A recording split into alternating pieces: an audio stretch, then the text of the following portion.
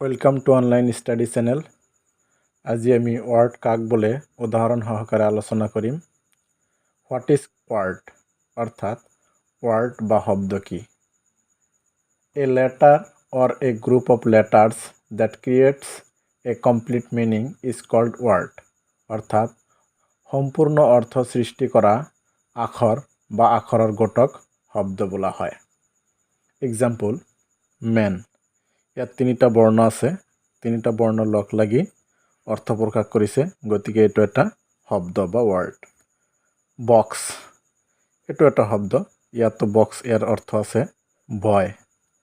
ইয়াত তিনিটা বৰ্ণ আছে আৰু এই তিনিটা বৰ্ণই অৰ্থ প্ৰকাশ কৰিছে, গতিকে এইটো এটা শব্দ হ'ব। যদি এটা বা দুটা বা তাতকৈ বেছি বৰ্ণ লগ লাগি অৰ্থ প্ৰকাশ কৰে, সেইবিলাকেই শব্দ। এটা বৰ্ণ শব্দ হ'ব পাৰে, যেনে আই। আই ইয়াৰ অৰ্থ আছে মই, গতিকে আই এটা শব্দও হ'ব, আকৌ আই এটা বৰ্ণও।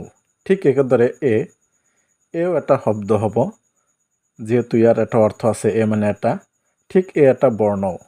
এই দুটা বৰ্ণ শব্দও হয়, আকৌ বৰ্ণও হয়। যদি এটা বা দুটা বা তাতকৈ বেছি বৰ্ণ লগ লাগি অৰ্থ প্ৰকাশ কৰিব নোৱাৰে, তেনেহ'লে সেইবোৰ শব্দ হ'ব নোৱাৰে। যেনে ইয়প, YOOF। ইয়াত চাৰিটা বৰ্ণ আছে, কিন্তু ইয়াৰ কোনো অৰ্থ নাই। যদি ইয়াৰ কোনো অভিধানিক অৰ্থ থাকিলেহেঁতেন, তেনেহ'লে এইটো এটা শব্দ হ'লহেঁতেন।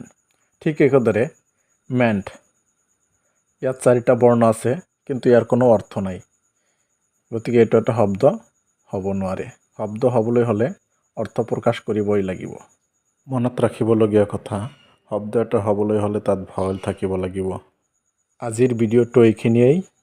চেনেলটো ছাবস্ক্ৰাইব কৰি ৰাখিব। থ্যাংকস ফৰ ৱাচিং দিছ ভিডিঅ'।